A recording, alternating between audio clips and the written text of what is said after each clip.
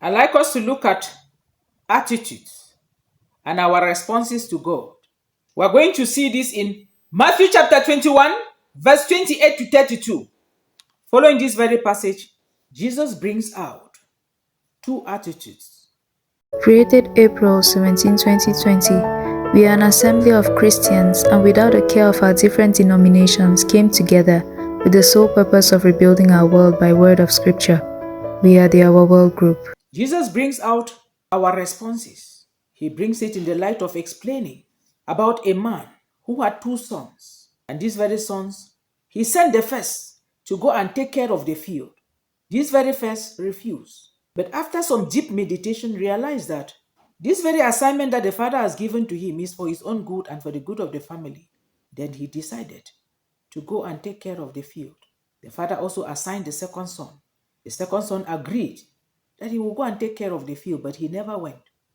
He refused to go.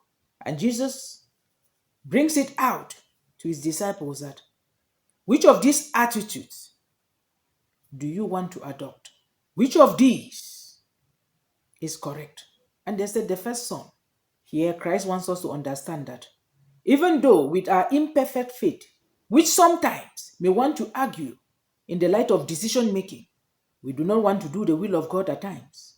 Most often, we will actually say that, Lord, I do not want to do your will. But after some deep meditation and knowing fully well that the will of God is better than your own will, you will definitely go in for the will of God. You will do the will of God. And in this case, you'll be like the first son who actually refused going to the field. But finally, after some deep meditation, discovered that going to the field was more important, especially as concerns him and the family. And he decided to go. Christ here is making us to understand that it's better we agitate and later on take the decision to do it than agree and never do it. So this is the message that Christ is putting before us. And this should be our attitude. We Christians most often want to say, yes, Lord, but we will never live according to the will of God. And this is very wrong. If you are that kind of Christian, please, today, change. It is better with your imperfect faith for you to say that, Lord, I do not want to do it. And then later on, you discover how important the will of God is to your life than for you to say, yes, Lord, I will do it. And then you never do it.